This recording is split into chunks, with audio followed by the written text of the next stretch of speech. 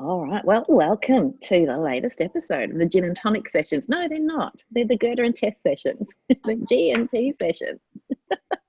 And happy 2020 to everybody who's listening to the podcast and everyone on Facebook and wherever else you're going to be viewing this. Could be YouTube, it could be LinkedIn, it could be Twitter. Who knows where you are, but wherever you are, Happy New Year. Gerda's well and truly put me to shame with her hat wearing today. I'm feeling very left out. Well, as I was saying, it's not that I'm particularly prepared. It's things that you discover when you are organizing your house and decluttering. And this is actually from I used this to usher in 2019 and I'm repurposing it for 2020. So very good repurposing. That's very good repurposing. People might not actually realize Gerda and I, because we are so similar to one another, we are both going through major life relocations at the moment. So I am, you can see the view from my apartment building in Melbourne behind me where I'm now living. Gerda's in the middle of a major move as well. She's not moving to Melbourne, but a major relocation. And so we are both in the throes of decluttering and all the reflection that comes with that, because it's kind of a fun process, but kind of like pulling teeth at the same time, right? It's amazing when you find cool hats. Like, here's my Happy New Year hat. You find cool hats, but you also, the whole thing of, do I keep it? Do I throw it? Do I need it? What if I'm going to need it in a month's time? All that stuff, which we actually can do without. Yeah. It's interesting that we both are having our moves at the same time, right? Yeah. Interesting how those things happen when we are on such same wavelengths, and I guess it's worked out well, because when it gets so cold in Melbourne for you, not that I think it will, you're a Tassie, right? But still, if the boys get sick of the cold, you can come and visit me up in Agnes, and if Agnes gets too hot for us, we can come and visit you. Come and visit. There you go. It's absolutely perfect. You can come and visit. We've already identified that there are a couple of Airbnb apartments in this building, so I can even make sure you get nice accommodation. Come and stay. There's your official invitation. All right. So today we're going to talk about a few things. We've got a couple of things on our list of things that we wanted to talk about today. Do you want to run through that incredible list? Because you've got it written down, because you're organised and I'm not. This is where we differ. Well, we take turns to be organised. And I must say, I'm pretty impressed with us being here on the 1st of January, so early in the morning, speaking to our people and ushering in 2020 in the best way possible. So exactly right. Decided that it is the ideal opportunity, of course, to have a bit of a reflection and also share with people watching and people listening some of the stuff that we've been up to. What we both do is share a lot of our journey with our people as part of breaking that isolation that we often do as business owners. And we want to do that again today by sharing with people listening and watching, of course, our biggest challenge that we had during 2019, because we still have lots of challenges, right? I think there's this expectation that when I get to a certain point, it's just going to be easy and, it's just going to be so much better. But that's actually a myth, because if you are like us, what do? You set new goals and new stuff you're working towards, and every time you do that, there's going to be new challenges. I think what becomes easier is the way you manage them and the way you cope and handle them, because you build that resilience really in terms of being in business. So we're going to share with people our biggest challenge. We're also going to share what we regard as our biggest achievement of 2019, and then share maybe one of our biggest plans that we have marked out for ourselves for 2020. So who is in that? Hopefully a few. We've got Amber's joined, Frank, Ash, Hannah, Emma. That's in our watch party in my group. Yay, we're going off in that. Thank you for joining, guys. That's wonderful. Good morning and Happy New Year to you all. And why are you all awake? I know it's nearly 10:30, but seriously, it's New Year's Day. I'm imagining a lot of people just lying in bed with their morning coffee and just going, what is these two girls up to now again? What are they up to now? What are they up to now? Yes. So we're going to talk about challenges and achievements. We're also going to throw in there a little bit of discussion. This is an idea that popped up. Mark Drager and I, who do our podcast, we're catching up again soon. And we kind of earmarked that we're going to do a whole podcast episode on biggest mistakes. We're going to sort of do a trade-off on the biggest mistakes, like our top 10 mistakes, and see where the commonalities fit, because Mark and I are in different industries. But I think Gerda and I might throw in one of our biggest failures, in inverted commas. I'm a big fan of failure. I wish we had a different word for it. Stumbles, whatever you want to call it, because these are the greatest learning experiences. We also thought we would talk about give a little bit more warning around pegging too much significance to dates and time. And I'll explain what I mean later. But first, well, let's talk about celebrations.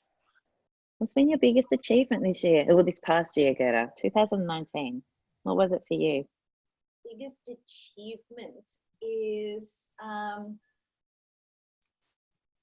really. Or what are you proudest of? Yeah.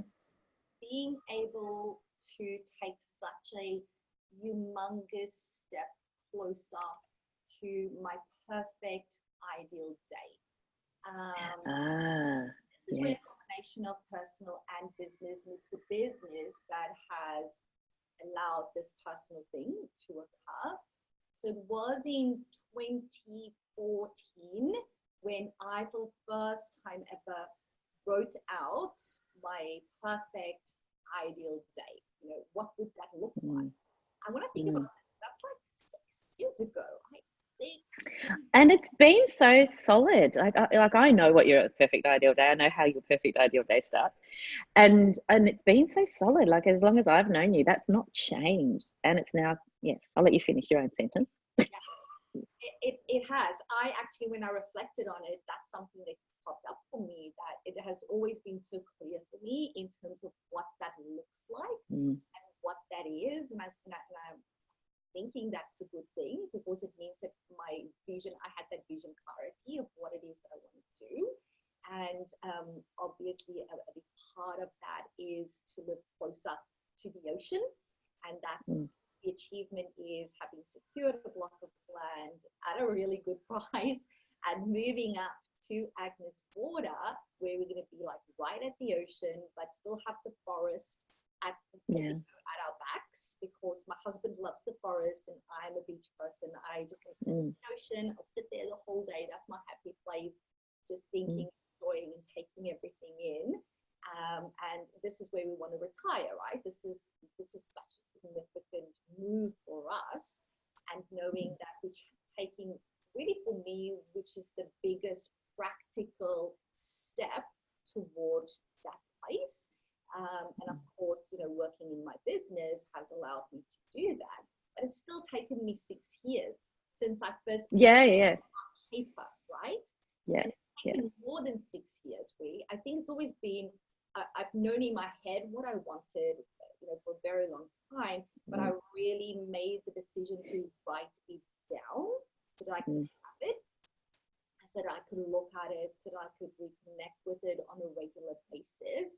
And then really start to consciously work towards it and use that as motivation when things get tough and when I'm making hard decisions and all of that type of stuff, to remind myself, you know, what it is that I'm working towards. And that's just, you know, being able to have a place where I can be in my place, where I can be inspired and have that as a reward. Right, so very excited, and I guess my point there is that there's a lot of patience involved. I was going to say that, you know, people often are impatient in their goals, and I think that, you know, people will often think, well, you know, it's been 3 months, why haven't I got whatever the thing was that they were hoping for? I did a post once on, I think it might have been on Twitter actually, And it was just, how did I achieve a 6-figure mentoring business in the space of 12 months? How did I actually achieve that? Well, it was 20 years as a psychologist and 20 years of business ownership and all of the training, 10 years of training and all of the stuff and all of the stuff and all of the stuff and all of the stuff. So it was actually, 20 plus years, not to mention all the business experience I had prior to being a psychologist, that led to this point of me achieving, the goal for the initial goals anyway, for this business. People think that, suddenly things happen and aren't you lucky? And I'm talking about you as well. Aren't you lucky? You've got this thing that's just fallen in your lap. It's like, well, actually, it's been a really long game, and you're very consistent in that message of playing the long game, and it takes patience and persistence and consistency. I think we use those words a lot. We each use those words a lot. Consistency, persistence, tenacity. Those words are really, they're more than just buzzwords. They actually mean something, and you actually have to subscribe to them. They need to be tattooed on your forehead almost. They really are important. Mm. Because it's that, we all know that picture of the iceberg, right? People see the little visible part and they don't see it. It's so cliche, but even though people have seen that photo 100,000 times, they still don't get it when they need to apply it, when they judge their own performance, their own progress, and when they compare them to other people. And that's a big trap that we can very easily fall into. Every now and then I need to pull myself up on stuff like that as well, and remind myself that we only get to see a little bit of that visible part. We also only get to see what people choose to share with us in terms of what their journey has been like. And I was certainly not there as yet, right? I haven't even approved the designs to build this house. We're going to be renting it, hopefully, from what I could see currently, a very old house, because that's what's available on the market. We're going to be renting for quite a number of months, going through the whole build, but it's a process, and it's also about trust the process, enjoying the process, knowing, what resilience it might take to go through that, what the challenges are going to be in order to get to that goal at the end of the day, which just makes it so much more worthwhile. But I think another important learning here is to, when you have a big goal like this, and there's such a reality gap, to use that Russ Harris's word, in terms of the reality gap between where I am now and where I want to get to. It's about acknowledging the steps that you do take along the way and really celebrating that I'm not there yet, but I've taken one humongous step towards getting to what I want to do. So good job, me. Okay. Yes, good job, you. I'm going to get there at the end of the day. And I think it's okay to congratulate yourself when you've achieved stuff, because we get so reliant on wanting to get positive feedback from other people, right? And it's really important for us to tell ourselves, good job, you, right? Because my goal was, and I know how big this step is forward, and to really celebrate. Yeah, I think that's exactly right. We don't do enough of that. I think the other thing I wanted to mention, though, is, you know how I feel about the whole manifestation thing.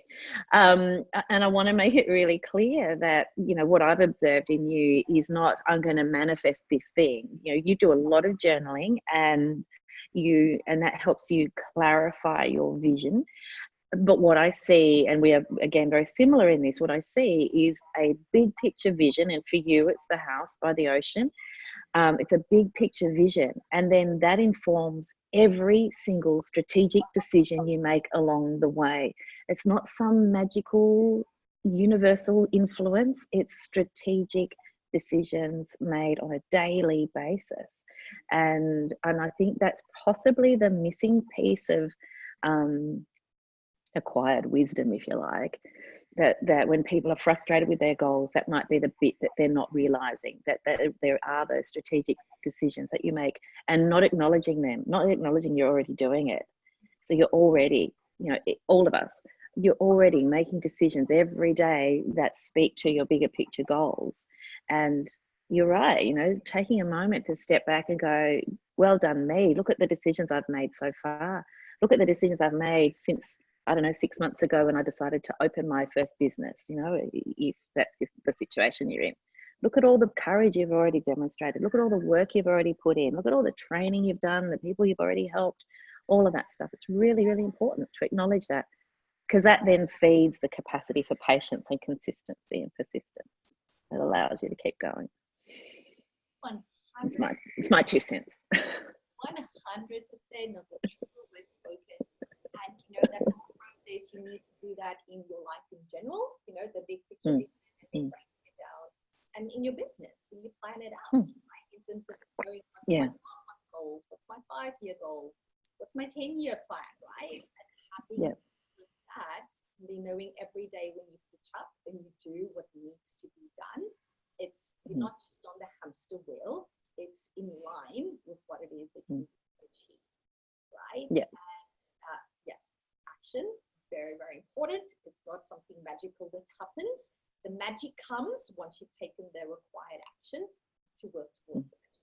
That's just how it is. Yeah, that's it. Yeah, that's exactly right. That's the magic. That is the secret sauce. It is about taking the action and converting any ideas that you've got into something actionable, and then not waiting for the right moment or the right circumstances or the right weather. Do the damn thing. Even if you're not going to do it perfectly, do it today. If you've got an idea, I think I'd love to do a live stream. I've never done one before. Do it now. Don't even hesitate. Just convert that into action. Talk about how you've got this idea that you'd like to do live streaming on a regular basis. That can be your first live stream. How cool is that? It's easy. Just take action. So I think just reflecting on what you're saying, it reminds me of what I'm proudest of this year. And when I very first converted my solo practice into a group practice, I had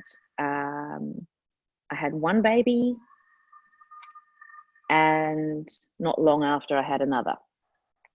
And my thinking at the time that I converted my business into a group private practice was, I'd really love to have this practice run whether I'm here or not, if I'm on maternity leave or not.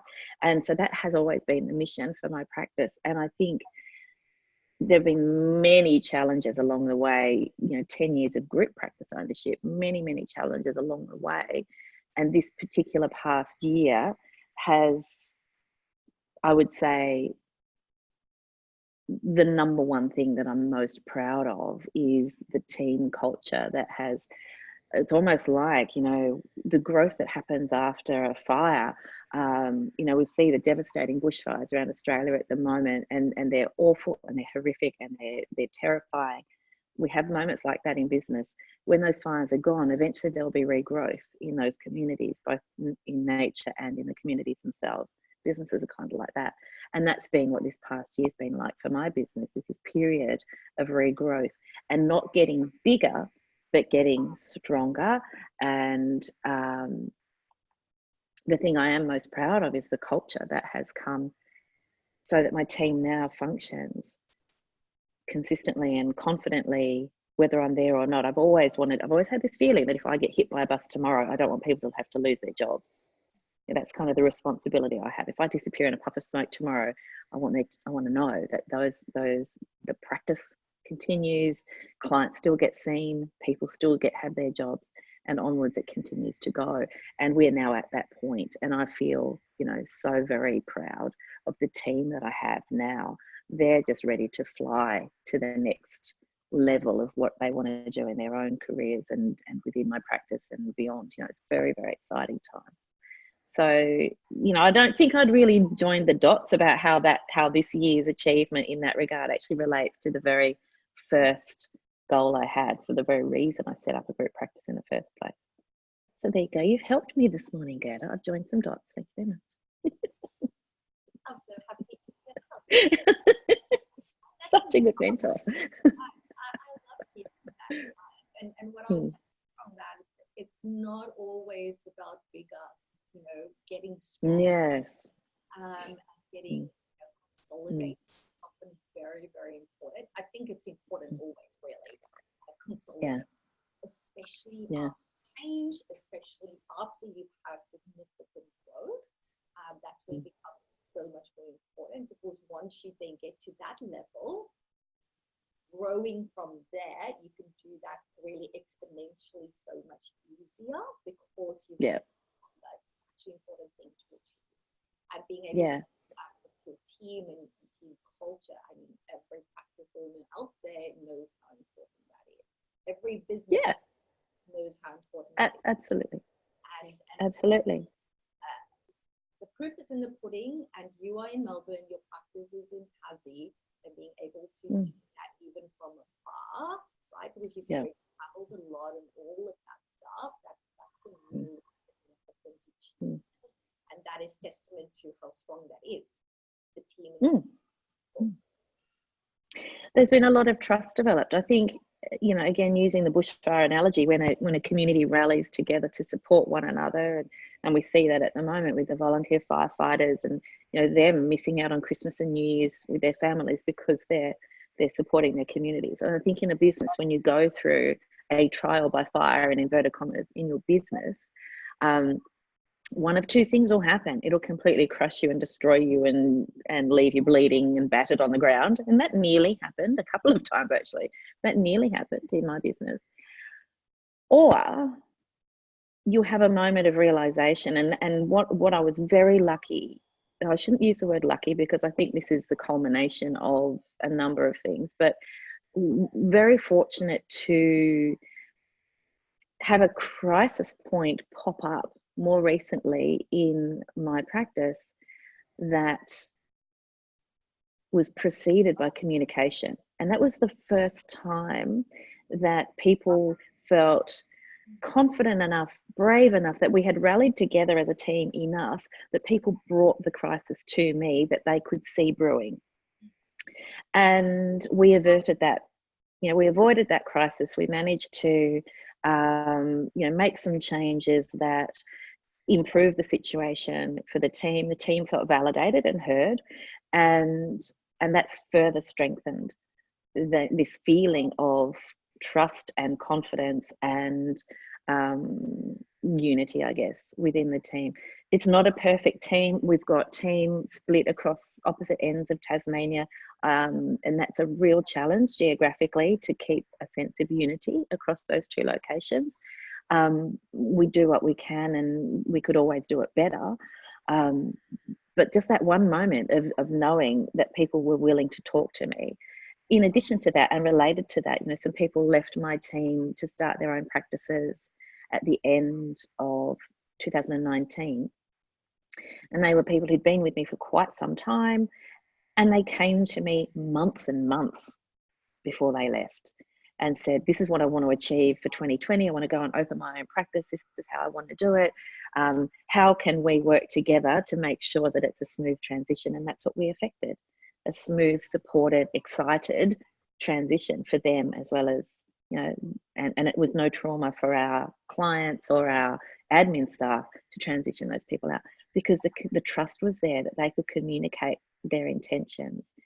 And those are the things that I think it's taken 10 years of group practice ownership to achieve. You know, that's the stuff that I'm thinking, wow, it's not about having the biggest practice. It's not about any of that stuff. It's actually about having that level of faith and trust that I've hopefully earned over the past 10 years.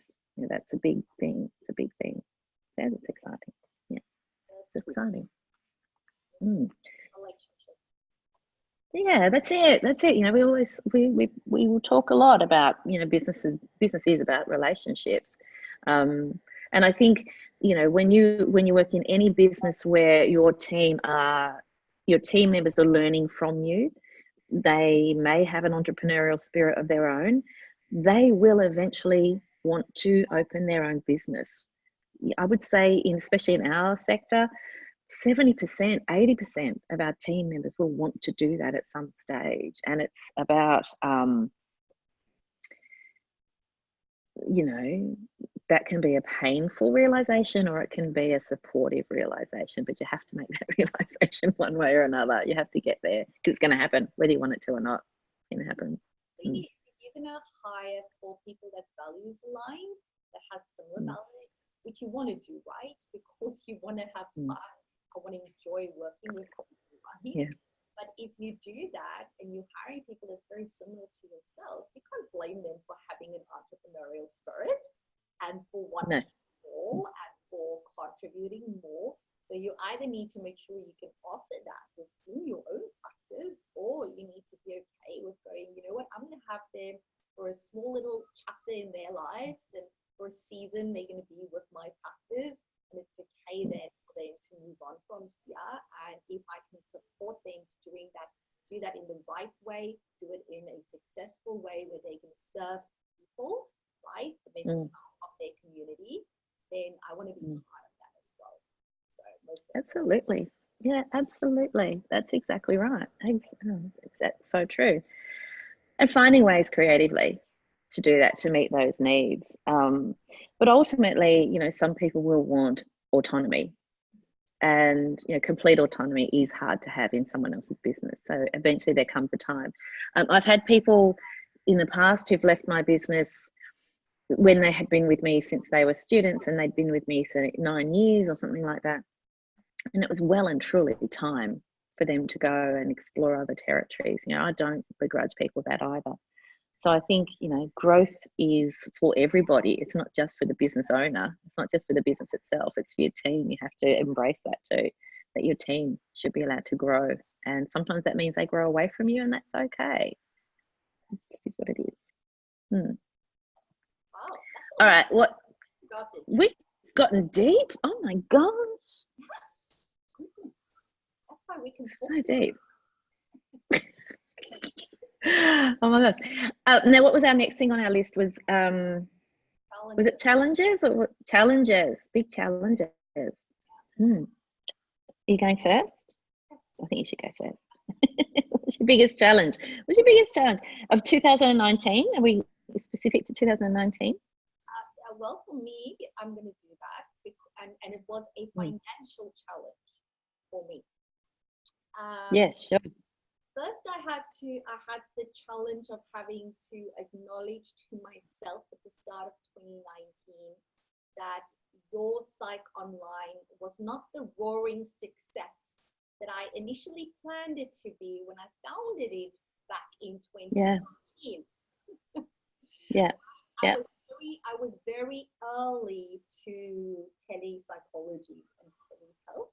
It's like a no-brainer to me that it should happen, but the market wasn't ready for it just yet, right? Yeah. So I started it, put so much stuff in place, and then it just was there in the background as I built this thing called Private Practice Success Australia, which of course is my day job these days. And at the start of this year, I just went and ready. The market is ready, and I need to redo this. It wasn't a failure.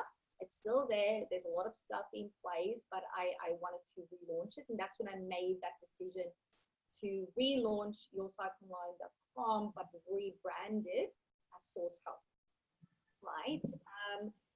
But I wanted to do it really well. There was a lot of players, of course, was coming to the marketplace, and there was so much back-end work that has gone into this in terms of research, what's aligned, in terms of values, in terms of aligned with the vision for it, who's going to be our ideal market, all of that type of stuff. And really doing it this way has placed a significant financial burden on myself, because I'm stubborn and I didn't want to take out a loan or line of credit or stuff like that, although that's perfect. Yeah. I have to do that for business, right? But I am a bit stubborn, and I'm one of those people that like to put pressure on myself. I do that. But so basically, Source Health and a significant amount of background stuff like privacy policies for the website, contracts for the clinicians, which is completely different to my private practice contracts, because it's a different level. So I couldn't use my independent contractor agreement. So basically, just all that paperwork cost me like $14,000. A purpose-built website with purpose-built, booking and delivery stuff, like thousands and thousands of dollars. And I had to cover all of that from my earnings in PPS, right? Which was Yes.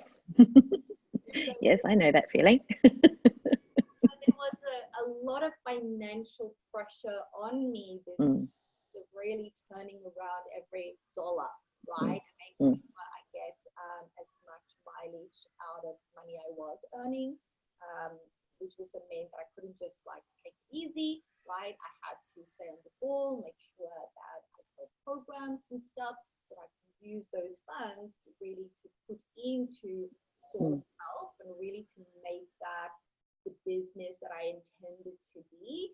And the big vision for that is really to support people in rural, regional, and remote Australia. Yep. What we're seeing right now, and it's like, oh, it's not ready yet, right? I need to do this faster, and it's taken so much longer than I expected it would. And I had to employ so much patience because it's not bringing in any money as yet. And I started in February this year, so it will be a year, 12 months from starting this whole process. And I guess in terms of the challenge, it was just the financial pressure that it has put on me. But financial pressure isn't new to me. Starting a budget, every time you expand, this happens, right?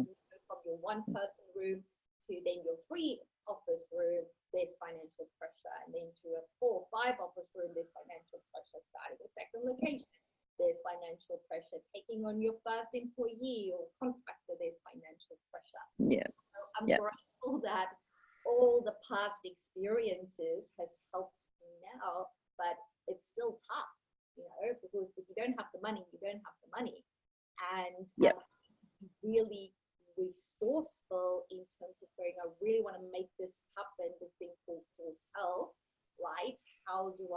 What do I need to do to really earn that money to pay for that stuff while still paying myself, paying PA, that type of stuff, paying all my bills. I do have bills. It's very expensive running, especially live events, right? I'm sure you can attest to that. Yes. You don't realize how expensive it is until you do it. Like just the catering to get it done cost me like almost $20,000 every time, right? Just the catering bill. It's like just crazy. So just having to again be in that space and pressure, right? It's just that constant pressure of, okay, I need to keep my eyes on the numbers, need to keep my eyes on the numbers, need to make sure that there's money flowing in, and then not being really, I guess, able to see the reward for my PPS work, because like you're doing all this work, this delivery, but your bank account ain't growing, right? Because you're putting all this money into something else, which is and it's an investment, and you're going to help so many people, but it's like, Yes, I know this feeling. And I think that it's a little bit of walking your talk too, that you're starting this new business and you've got fresh experience of that startup phase. I think of myself 12 months ago being in that startup phase with what I'm doing now as well, and it's painful and it's exciting and it's terrifying and it's all of those things that our mentoring clients experience on a day-to-day level. But you'll get there because you are stubborn and tenacious and courageous and consistent and persistent and unrelenting and all of those things that a good entrepreneur should be, which is very cool. I'm hanging on to launch day, right? That's my launch day, where I can actually go, yes, we are live. Yes, we can start doing this thing. We can get clinicians on board so we can start helping clients, right? And I actually have the pipeline. One of my psych professionals clinicians is moving away to Toowoomba. She's going to be a health clinician. So I'm very, very excited about it. That is super exciting. I love that. I really do love that. I mean, as you know, I mean, there's a big component of my practice that has been involved in telehealth, and it is a challenge to get it accepted by communities. But because you've got such good background experience and skills around marketing, that's half the battle won. You know, once you're ready to launch and getting that message out there and messaging it beautifully, which I know you will, people will know that it exists, and then they'll know how it can help them, and then it'll be a no-brainer for them to take it up. So it'll be very successful. Thank you for believing. Of course, I always believe in you. All right, so my challenge, I think my challenge this year was actually very similar. So in terms of a financial challenge. So as you know, Christmas 2018, or the second half of 2018, was a very difficult time in my practice's life. We lost at least half of our team members. We lost 60% of our revenue stream through you know, a new practice opened, and I lost a lot of long-term team members who went and joined this other new practice. And on an individual, as I was saying before, on an individual basis, each one of those clinicians was ready for a move and ready for a change, and I couldn't not celebrate that in them, but was left with the consequences and the fallout. Now, luckily, I had started my mentoring business. I think if I hadn't, we may have been in a very different situation, having a very different conversation today. But like you, the past 12 months has been, you know, the mentoring side of things, acting as a buffer while we went through that regrowth phase. And and in fact, sitting with my accountant and talking about that journey and the rebuild financially, and actually celebrating how, you know, the practice is actually looking after itself. It is paying its own bills, and it's survived. So for 12 months of intense hard work, hard graft, that hustle and grind that people talk about, making sure that there was enough additional revenue coming from me to make that transition happen, was a huge challenge. And but these are things you learn from. You know, you realize that every time you think it's difficult, you look back to the previous difficult time and you realize this isn't as difficult as that time. So I had staffing crises, a major staffing crisis in the past, a few years ago, that time in my Launceston team.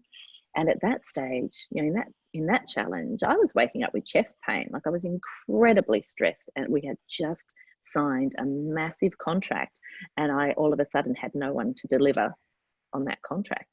So when I look at this past challenge and surviving, having the bulk of my team walk out the door, and resisting all the panicky things that I might have done earlier.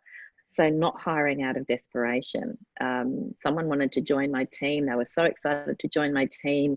They went off and got themselves a provider number before I'd even interviewed them. And when I interviewed them, it wasn't the right fit. Great clinician, lovely person, but not the right fit for the team and the culture that we were left as.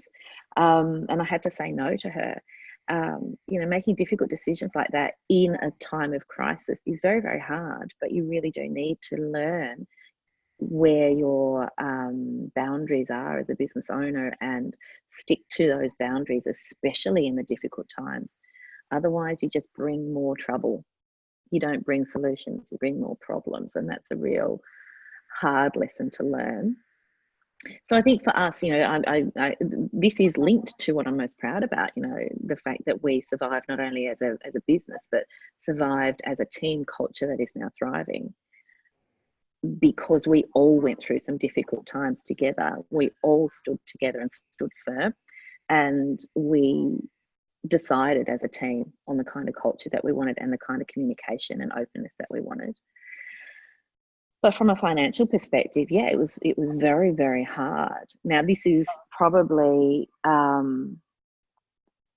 the first Christmas that I can remember where I've not felt that I'm gasping for oxygen to make sure, because we closed for 2 weeks over Christmas.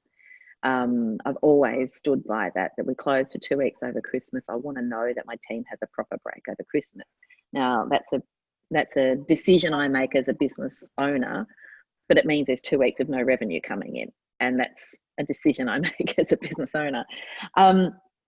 And it's the first Christmas I've not actually been like, is there going to be, is it going to be okay? Because we've had, challenges every year, and that's business. You have different challenges every year. But this year financially, we're now standing steady and strong, and it's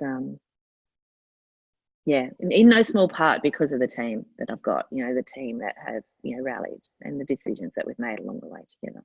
Yeah. But it is frightening. It is frightening as a business owner, and all business owners, whether you're a solopreneur or own a massive corporation, all business owners have these moments where they are gasping for oxygen because there's some kind of crisis or financial thing or some kind of challenge to their existence, to their business's existence. So, we have them. Everybody has them. And it doesn't mean you're a bad business owner because you go through difficult times. It's part of the game. I think if you want to grow, you need to be willing to invest, money, Yep, and emotional yep. energy. Okay, but it's like anything. A lot of people can't do that because they're in their comfort zone. If you do it, I wouldn't say it becomes easier, but it doesn't. The pressure is still. Yep. But you get better at dealing with it, right? And I find I can take bigger risks as well because I can handle it better. And with bigger risks comes bigger rewards. Doesn't mean I love the process of the pressure. It's still a challenge, but I actually do love it as well because I do love the process. I do and I don't, right? But I love getting to that place where so yes, I did it, right? I believe that I'm at my best when I struggle and when I have a challenge. That's when I'm at my best personally. I've come to know myself, right? Throw me a challenge. That's when I might have my little pity party. Let's just acknowledge that for a second, right? But that's when I step up and go, okay, now the fighting spirit is coming through. What do I need to do? Because I'm going to win this. I will not back down, right? And sometimes, I guess, according to other people's judgment, I will lose, but never according to myself. Not if I've done everything. No. Right? And what's important at the end of the day is how I judge myself. That's the thing that counts. I need to be able to sleep at night and do all of that type of stuff. So, and I love the one point that you made that I picked up on that I truly live my life according to as well is, and maybe this is not what you meant with it, but that's what I got from it. That's how I sure. Is that I don't allow other people to have leverage over me in business, right? I do not allow that because that just means that I don't have say over my business, right? For example, somebody already applied for the provider number or feeling desperate, like, I've got this contract, now I must employ this person or lose it. It's like, no, that person's not going to have leverage over me because that is when you make wrong business decisions, right? You need to acknowledge that I feel this way, that I feel like I don't have a choice, but I always have a choice. There's always, and it's about trusting. You will always come up with a solution because I know you do, so I do. Yeah, I think entrepreneurs are, by our very nature, we're creative.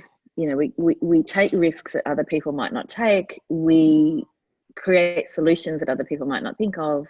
We tread on thinner ice than other people are prepared to tread on. And sometimes that comes into conflict with other people's values, in terms of they might not have the courage to make that decision, and therefore it triggers them. You know, we've talked before about you know, criticism from others and judgment from others and all of that sort of stuff, and that's just rife in any sector, any profession. When you do things that are a little bit outside the square and make decisions that other people might not make. So, for example, one of the major changes that we made was I made a very conscious decision to employ people rather than have independent contractors. We've still got one, and soon to have a second, independent contractors in my practice. Everyone else is employed. I also made the second decision I made, and this was very deliberate around team culture, was minimum 3 days a week, preferably full-time, or you know, average around 4 days, because I wanted fewer people. At one point we had 20 people on my team, and you know, it felt really good to know that I had such a big team. 20 people, that's massive, but many of them were doing like 1 or 2 days a week. It was a furphy, you know, it wasn't real. So I'd much rather now, I mean, now you look at my website now and compare it to what it looked like, say, 2 years ago, and my team has shrunk significantly, but we've got the same clinical delivery capacity as we had back in those older days. Just we've got fewer people, but they're spending more time on the ground delivering service, and that has been a massive contributor to the culture we have now. Not everybody makes those decisions. A lot of people are happy to say, oh, someone so and so can only do 3 hours on a Wednesday afternoon. Sure, come on board. We've got someone joining our team in January who I am making massive exceptions to that rule for very, very valid reasons, because of the long-standing relationship I have with that person and what they're bringing into the team. It's a very specific scenario, that particular person coming on board, and you know, and that's, I'm allowed to do that. I'm allowed to break my own rules, but I won't break my rules on someone else's terms. I break my rules because it's the right fit for the overall goal of the practice, and that the person and their goals are the right fit for the overall goals of the practice. So I think, yes, creative solutions, it's what I think a lot of business owners underestimate and are fearful of their own brave ideas, and they shy away from them. Yeah, or they ask 100 people on Facebook what they think. Sometimes it's really about everything, and really trust, Yeah. right? Really trust that you know what's best for your practice. Yes, get input and advice, but at the end of the day, it needs to be what you want, right? And know when you're comparing apples with oranges. If you're asking 50,000 people on Facebook what they think, are they all in the same situation as you? Do they all have the same experience as you? Do they all have the same business model as you? Do they all have the same teams? Have they done it themselves at all? Yeah, all of that stuff. You know, if you're asking people's opinions, yeah, be really careful which ones you listen to, because someone doesn't have to have trodden. Yeah. A lot of people. Right? Out of fear, responsible, because they haven't done it. That's it.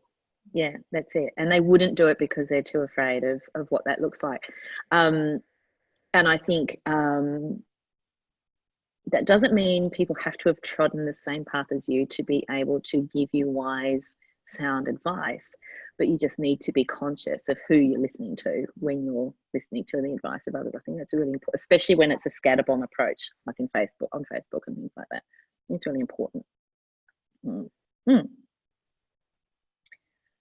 right. What's next? What was our next thing on our list? What was our next thing? Plans. Oh. Can you guess mine? I think it involves the ocean and a house, and there's that. And oh yes, I can guess yours. Oh, I'm so excited for yours. I know exactly what yours is. Right? So most definitely, yes, it's all the personal stuff and the move and things, but from a business perspective, I mean, there's a lot of stuff I'm excited about, but in terms of my day job, Private Practice Success Australia, it is, of course, the inaugural Private Practice Success Conference, our very own conference for private practice owners, private practice clinicians in our industry, more so, practice owners, solo or group, and that is Elevate 2020. Yay, exciting. It's so exciting. I'm super excited because I know you've been talking about this for years. I seem to have a memory of us sitting, it was either by your pool or by a hotel pool or in a bar. But we were sitting somewhere years ago talking about your dream of having this conference, and it's happening, and it's super duper exciting. Like, it is ridiculously exciting. It's part of my overall vision of just uplifting our industry, really giving us a voice, giving us, a conference that is really targeted towards what it is that we need to know. Because let's face it, there's so many clinical stuff, right? Clinical conferences that it's coming out of your ears at the end of the day. A lot of people, amazing people I know, do like 3 times their clinical hours, but we also need our business hours, our business tactics, strategy. We absolutely do. Mindset. People often think if I can do my advanced schema therapy, or if I can do this, that, or the other, I'm just using examples, then I can charge more, then I will have more clients, then, it's like this, if I do this, then I can do that. It's like, stuff's not going to build your business, right? It's not going to grow your reach. Work on your business mindset, business skills, and that's why you need to be at Elevate 2020. And I don't want to give our industry and our people any more excuses not to work on that stuff, right? Because here now, I'm going to put together people like Tess and the best in the business, the best in our industry, to come and share with people what they know, what they've learned. But there's no excuse not to look after yourself as a business owner, in terms of, because that really, to some extent, that's self-care, right? You can either continue absolutely. So on it, I'm going to learn the stuff that I need to know so that I can be more resilient, know how to manage, deal with all of this stuff, make the right decisions. Yeah, that's right. I think we've talked quite a lot about this sense of isolation that business owners feel, and for me, that's probably my number one mission, if I put it into one concept, is reducing that sense of isolation that business owners experience. And I think that the conference in itself, that's probably one of the main reasons I'm so excited about it. It's like this coming together of all of these people who we all feel like we know each other from an online perspective, and so many of us have not met each other in the physical sense. And I'm really excited by that idea, this coming together of so many like-minded people from all over the place who will get an even bigger dose of that connection and that reduction in isolation and shared experience of the business ownership journey. It is super exciting. It is really, really exciting. I'm very excited. I'm glad you get what it's all about. That's why we get along. I totally do. I know. It is. It's a great thing. It's a great thing. And again, it's something that, it's a creative concept. We've not seen something like this before in Australia, and people are, rightly excited by this. Well done, you. That's my biggest. Tell me about yours. Yeah, it's pretty big. That's pretty big. Yeah, that's pretty big. Yeah. Well, I have some very big plans for 2020. The first of which is on Monday when I turn 50. Very grown up. Halfway to 100. That's pretty cool. My great grandmother lived till she was 100. She got a letter from the Queen and everything. So, I don't think I'll get a letter from the Queen because I don't think she'll still be around when I'm 100. but I've got lots of exciting plans. Nothing that I can kind of talk about yet. I'd love to be able to talk about them, but I can't yet. So they're all very, very exciting and very, very, I feel that 2020 is being met with a lot of positivity. I think I certainly am very excited about 2020. I think that a lot of the people that I'm talking with are very excited for 2020. There are some mentoring clients of mine who are just like they've got springs, tightly coiled springs on the bottom of their feet, and 2020 is going to show them how to just let them go so they can just I can't wait to see that happen. But I think it's going to be a really interesting year, and I wish I could give you a more concrete answer. You're just going to have to keep us hanging. Keep us hanging. I know. And people will have to keep on watching the G&T show for when they will have to, because there will be updates. There will be updates. One thing I can say that I might have mentioned this last time. I know I've told you this already. I can say that I'm excited about is I am planning a workshop, a 2-day workshop to be held at the Melbourne Zoo. And I'm super excited by that. I think that it's going to be such fun having a workshop at the zoo. One of their function rooms actually butts into one of the enclosures. So we will have furry attendees as well as furless attendees to my workshop. And I'm excited about that. When is that? What month is that? It was going to be February, but I'm thinking it will now be late March, but I just need to double check dates. I have to watch this space. Do we know yet what topic is on? Yes, we do. So it's going to be an in-person version of the online program I ran last year, which was called Your Private Practice Checkup. And so it's a program that gets you checking on all of the things, like all the pulse points in your practice, whether you're looking at starting a private practice or you're already in private practice. It sort of meets both of those points. It's going to run over 2 days. It was a 6 or 7 week program online, but this will run over 2 days, and it'll be on weekdays so that some of the homework activities can actually be done during business hours, because some of the tasks require it to be business hours while you do your little homework activities. You can go and look at the monkeys while you're doing, or the elephants while you're doing your homework activities, and then you can come back and report. But there's lots of secrets. Yes, so weaving in the implementation. So when it was an online program, it was 1 week was like a lecture, a Facebook live stream into the group of participants, and the following week, and there was homework set, and the following week was a Zoom group call where we talked about how people, what they got out of the previous week's session and what they achieved across the course of the week in terms of getting their homework done. So we'll weave that into the 2-day program. I say we, me. I'm often using the royal we when I talk about myself. So it'll be an interactive and implementation focused program. Exciting. With monkeys.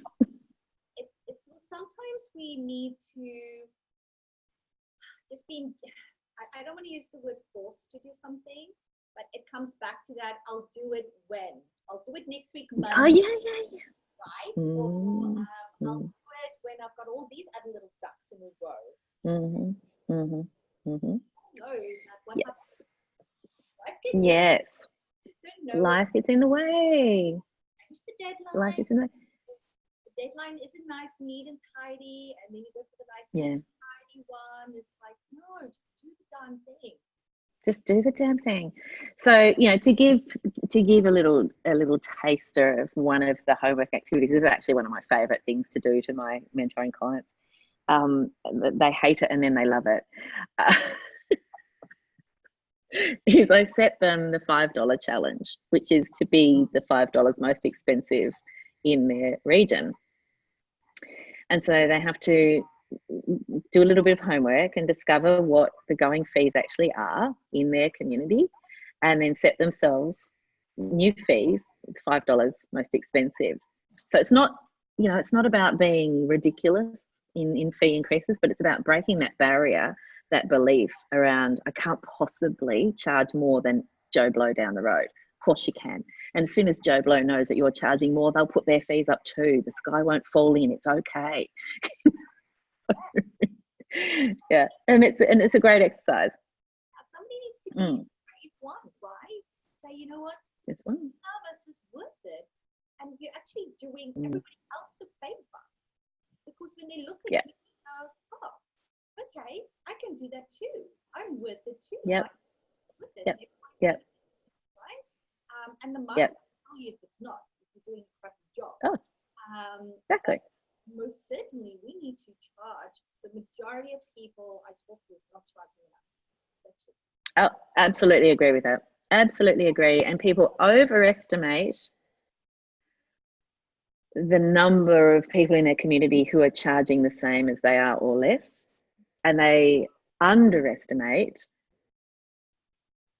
just what people are willing to pay for a good quality service or a good quality product, if it's a product-based business, but we're talking about service-based industries here.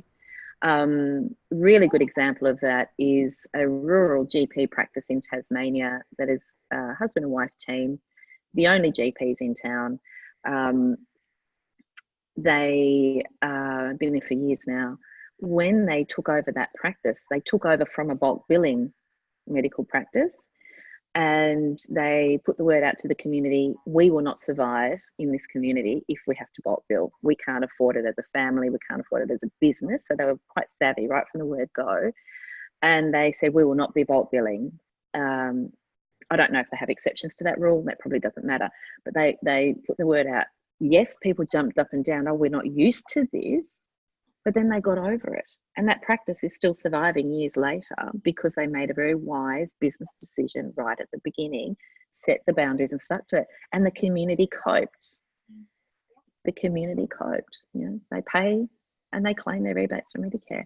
So people underestimate. I mean, I've got other mentoring clients in very small rural communities who are charging more than people in the centre of Melbourne. And they've still got wait lists a mile long, and they're having to employ people to meet the shortfall or the overflow, I should say. People underestimate what value they offer and how much their communities will see that value and respond accordingly and pay appropriately for that service. So that's why I love that challenge, and I absolutely love that challenge, because it really does confront a lot of those assumptions that people make. But like you say, you know, we were talking before about this thing about significant dates, and you know, people put things off. Oh, I'm going to do that on the 1st of July. It's like, well, why not the next time the phone rings, tell somebody what your new fee is? Because that new person won't know what your fee was 5 minutes ago. It doesn't have to be a significant date. So there's been some stuff on social media which I've quite liked. There've been a few people posting around, you know, you don't need it to be the 1st of January to set yourself some goals. You don't need it to be the 1st of January or the start of a new decade to have some plans. You can start that today. Well, today is the 1st of January, but whatever day, you can start it today. You can put some action behind the idea. You can just get your bum moving today, whatever day it is. Stop waiting for significant dates or significant events or significant weather or significant others to be the stars to be aligned in the right order. Stop that. Stop it. That's my rant. Stop it now. Stop it right now. Stop it right now. Maybe one last thing just on what you said about the fee increases and stuff. I think a big barrier often for practice owners is they are scared of when clients or the community or their team very often is going to jump up. Right? And I think me as a psychologist, I go, well, it's normal for people to have a reaction to change, right? So don't expect them to just go, it's fine. A lot of people will just go, fine, you're worth it, perfect, you know, all good, you know, but I also, you have to expect some type of resistance. Right? Anything worth doing will conjure up some resistance by some people. So don't be scared by it. Expect it and be ready for it. Be ready to deal with it and to tolerate it and help and very often people tell me it's their team, right? Their team, they know they need to increase their fees, but their team don't function. It's like, it's not your job to manage their emotions for them. You can help them through it. You can explain to them, tell them why it's happening, what's in it for them, why it's a good thing. But if they are still uncomfortable, it's their job to work through that uncomfortableness and sit with it, and they'll be okay. They won't die, right? That's it. And tolerating sometimes that our team will be unhappy, and that's okay. If they're adults, they'll work through it, right? If they get the shit and they want to leave because of it, then they're not a good fit for business. That's it. Practice. That's it. Let them go, release them, and work on that team that you deserve to have. That's exactly right. No, it is. It's exactly right. I often hear people talk about, I think especially admin staff as well, who are at the front line of having to explain fees and fee structures and fee changes and all of that sort of stuff. And so I do understand from them at the front line, it is a stressful change process. When we were discussing our fee structure for 2020 for my practice, we'd had a conversation about it, and then I'd been distracted and busy with other things. And I circled back to that conversation quite a bit of time later and said, where did we get to with that discussion around fees for 2020? And my fabulous admin staff, Lindy and Melissa, special shout out to them, said to me, oh, we've already done that. That's all right. We've already implemented that. We've already set those fees. So all new clients are already paying those fees. I went, oh, well done. And that's again, you need to educate your own staff around new clients don't know that there's been a change. And if you're worried about current clients, you can grandfather, you can give them notice, you can do anything you like. It's your business.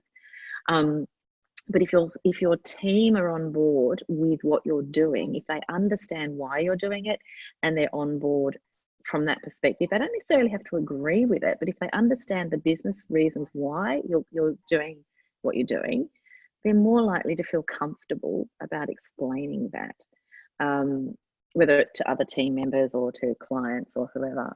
So it's actually been quite seamless this time around, which is quite good.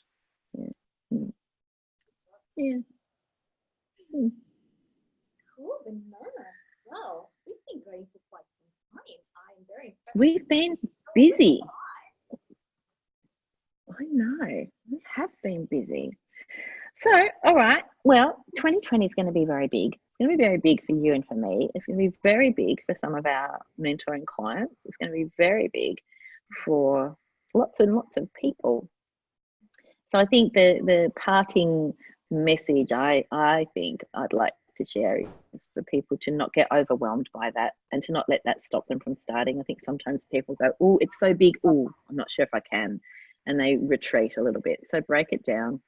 Break everything down into achievable steps and just take one of those steps and then take another one of those steps and then just take another one of those steps. And before you know it, 6 months down the track, you've achieved a whole heap. 100%. 100%. And once you've actually put in the time to plan that out, that's when it becomes so much easier to every day catch up. Because you know exactly what to do. It takes a lot of making a way, because that's where I find, even for myself, I tend to procrastinate. Like, what am I going to do today? You need to decide that in advance when you do your planning, right? So that when you pick up, what does my diary tell me? What have I decided when I wasn't under stress and anxiety because I've got all this stuff happening? Or what did I decide when I was logical and calm and aligned to my vision and my goal that I need to do today? That's the thing that I'm going to do, right? And just that's right. Take that one step. It's always just one step. It's like that joke. How do you eat an elephant? One mouthful at a time. It's the same thing. All right, well, I'm going to end the podcast episode now. Thank you, everyone, for joining us today on New Year's Day, the first day of 2020. We will see you again very soon and I'm hedging there because we've yet to discuss when we're meeting up again next. The idea is weekly, but obviously holidays, there are a few things flying in a few flies in the ointment. But we will see you again very soon. Join us next time.